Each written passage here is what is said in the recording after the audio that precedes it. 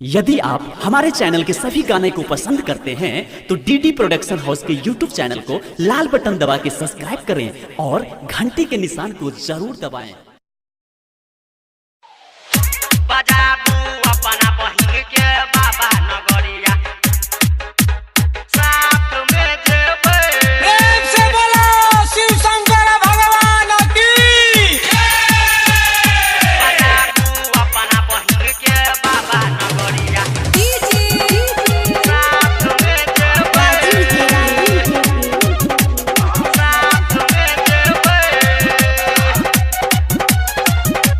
Presented by DD Production House, Sakri।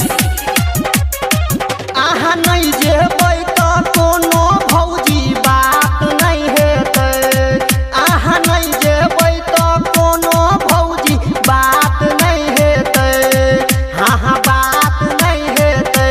बजाबू अपना बहिन के बाबा नगरिया साथ में जेबै।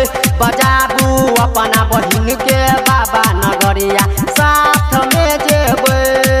आहा नहीं जेबै तो कोनो भौजी बात नहीं हेतै। आहा नहीं जेबै तो कोनो भौजी बात नहीं हेतै।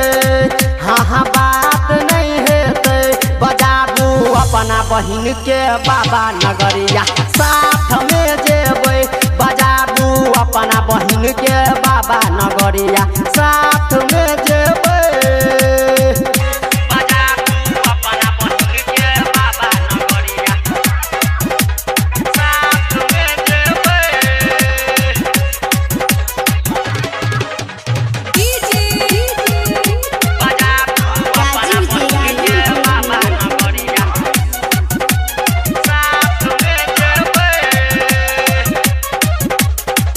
कहबै तो ओकरो काबर हम ही उठेबै। भोला के जलवा लेकिन संगे संगे चढ़ेबै।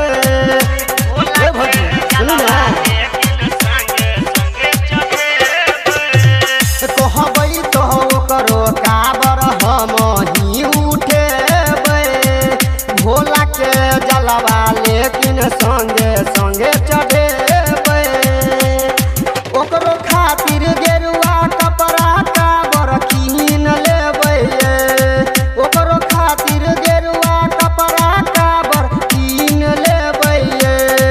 हाँ कीन लेबै। बजाबू अपना बहिन के बाबा नगरिया साथ में जेबै। बजाबू अपना बहिन के बाबा नगरिया साथ में जेबै।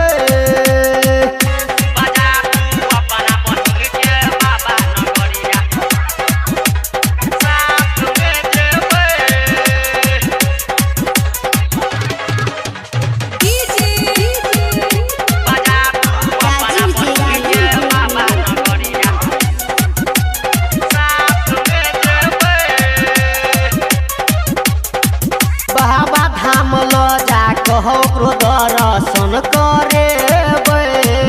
प्यार करै छियै ओकरा के ना छोड़ि देबै।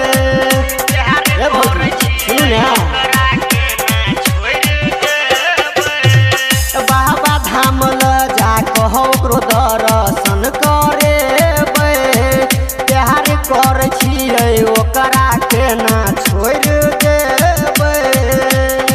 राजा राइटर पंकज अकेला के खूब गाना बजेबै।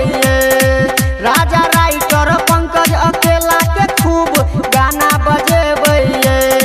हाँ डीजे पर बजेबै। बजाबू अपना बहिन के बाबा नगरिया साथ में जेबै। बजाबू अपना बहिन के